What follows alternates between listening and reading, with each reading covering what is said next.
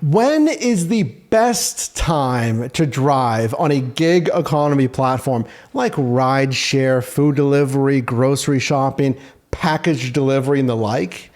If I told you it might be 3 a.m., specifically this time on package delivery platform Amazon Flex, might you be a little surprised? Well, Package Pursuit is attempting a shift at said time, 3 in the morning. But here's the thing, even though he starts off saying it might not be worth it, there's a good amount of drivers, let me know in the comments below, that really like early AM or super late nights Amazon Flex delivery routes. It is currently 3:28. We are here for a 3:30 in the morning route. This is going to be a .com station route. I honestly didn't realize this was a .com station because I was tapping so fast. You're going to follow that line, and then now you're going to have to wait, like you saw in front of us, someone to pull the cart and then them to give you this So there's piece his of rack paper, of packages. which is like a He scans the QR code. He has a 3.5 hour route. They are 2 to 4 hours. And let's see how many packages he gets here. Like you just said, scan the packages, you scan them in. When you deliver, you scan them out. Then you're going to see right here again, you see this label. You're going to see at the bottom right there. Oh, that's the driver aid sticker. Okay. I've been doing gig work for about 10 years now. Consider subscribing. All I do is help you make money in different side hustles. I've done Flex. I've done basically every single app and niche, and I even made an app for you to maximize your income. It's called ShiftMate. I'll leave a link down below. You see this sticker here? This is a new-ish sticker in the last couple of years here. It is a driver's aid sticker. It says driver's aid. And he's going to point out that number 16 is going to give you info on which stop number it is. You're going to love that because then you'll see, okay, stop 1, stop 2, stop 3.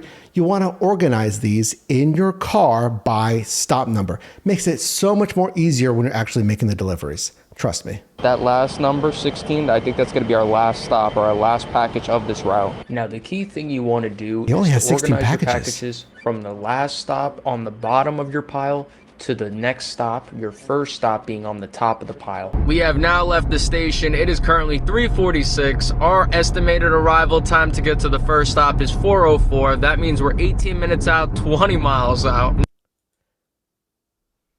His route is 18 minutes, 20 miles away from the warehouse. So you're going to have to think to determine if Flex is worth it for you. You got to go to the warehouse like he did here. Then you get the route. You don't know where you're going, by the way, until you get there and you scan that QR code. Literally, that's how it works. And then his route, 18 minutes away.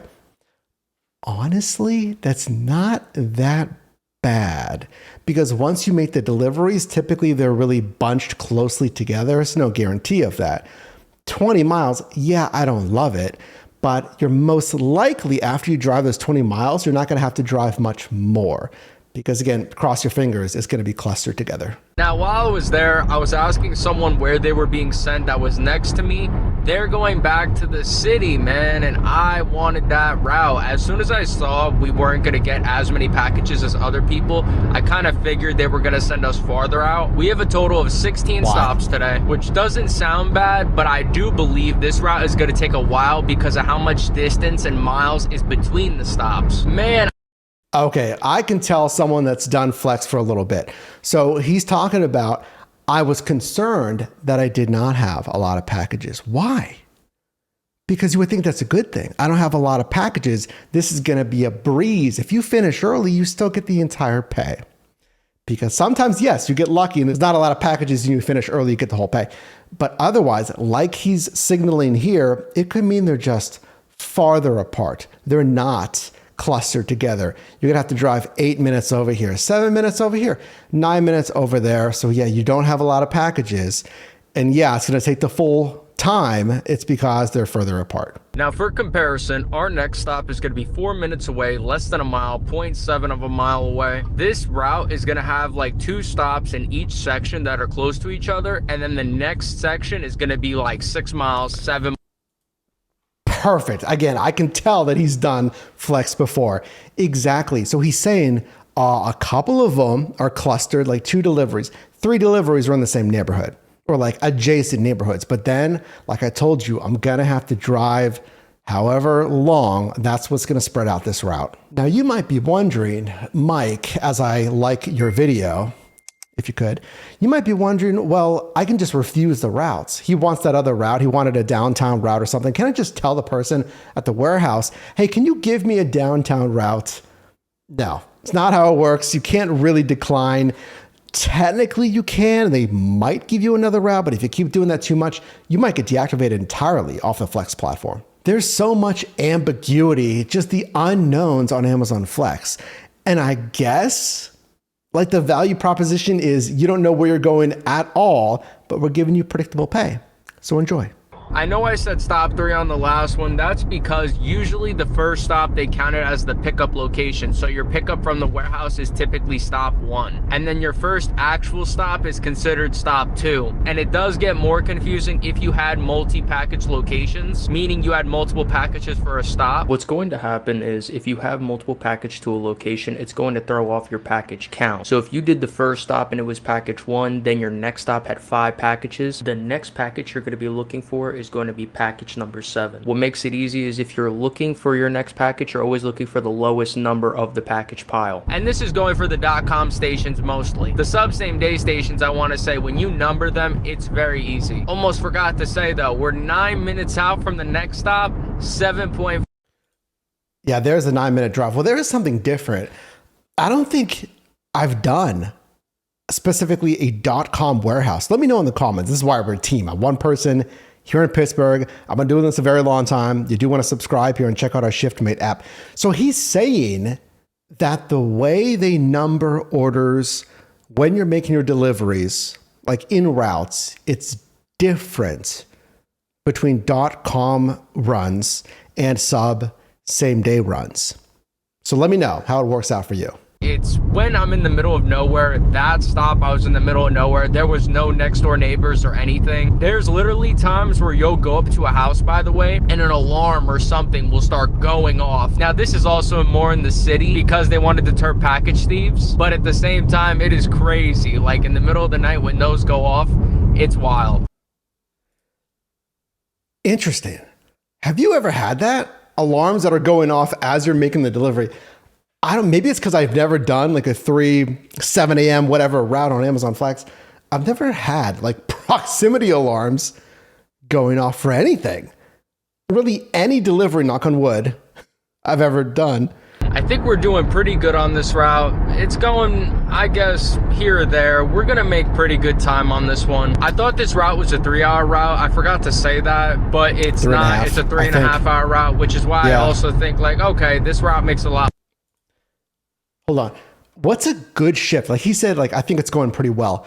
What does that mean on Amazon Flex? Because you're given the routes, you're given the navigation, you're given the packages. There's not really anything you can control, like restaurant wait time or passengers being ready curbside. This is a little different. So what is a good shift on Amazon Flex? I would just say like no further delays, frankly, no access issues, gate codes, can't find the building, stuff like that. Navigation is easy enough. I didn't miss a turn. The nav isn't glitching, I guess. Because on Amazon Flex, all the shifts that I've done, I just go from point to point, you know, like delivery to delivery. And that's really the only things I'm looking for. Like, can I find the building? Can I find the entrance to that building? Can I make that drop off? No glitches on the phone. That's really all a good Flex shift looks like. Is there anything else I'm missing? We are now down to 2 stops left. It is currently 5:27. As you can see, still very dark out. Usually for these morning routes, you end up doing a lot of it during the daylight. It makes you wonder how many times people call the cops seeing people that are delivering their packages outside, not knowing that they're delivering their packages. That's a great example because I looked at another shift from a driver that did like, I don't know, a 7 a.m. shift, or it was 5 a.m. or something like that, where half of the shift was at night. But then I have to think, you know, who's awake at that hour, like 3, 4, 5 a.m. And more so than that, who's awake and they happen to be looking out the window at the exact time it's taking you 30 seconds to make the delivery? So I feel like I wouldn't worry about eyes on you at Amazon Flex on these early AM shifts. It is currently 5:40 and we are ending off today's route. This was a 3.5-hour route that the start time was for 3:30 in the morning and was supposed to end by 7. We're supposed to be home by 6:20, 40 minutes out, 40 miles out. So far for this route, we have drove 84 miles, and since we're 40 miles away, we're gonna be at around 124 miles total for this route, which is crazy. Also, this route was for $108.50, which comes out to, I think, around $31 an hour. Did you guys think this route was worth it though? Probably not, but let me know why. Okay, so what was that? $108, $31 an hour equivalent basically, and he drove 8 some miles on routes, and then he had another 40 miles back home. Now I don't include those. You know, it's commuting miles, but you're not intending to do business. So I would typically count the mileage when I'm at the warehouse, making the routes, and then once I'm done with the route, that's the mileage I would record on Amazon Flex. So here's the issue with Flex, like $31 an hour or whatever it is. So let's say it was $108 for the shift. And I think you did, let's say like 88 miles on the route there. So it's $123. So $1.23 paid out per mile. And that is kind of what I've seen on Amazon Flex. I want you to hit $1.75 paid out per mile, ideally. $2 to $3 plus is like the sweet spot though. $1.75, fine.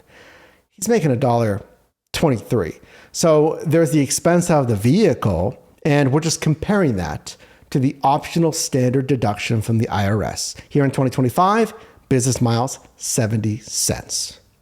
So if you're cash flowing $1.23, that's not great. So yeah, you're getting paid well for your time. You're grossing $31 an hour or $108 total, whatever it was. But for the cost of that vehicle, and he still has to drive back home, it's technically even worse because he's driving 40 miles back home. It's not a good margin on Amazon Flex. And that is why I have been favoring for you, if you have DoorDash Dashlink that does actually show you the route ahead of time, and just simply other routed options versus the blind bet, which is Amazon Flex, because you don't know where you're going. So he thinks this shift wasn't really worth it. I kind of agree, but what do you think?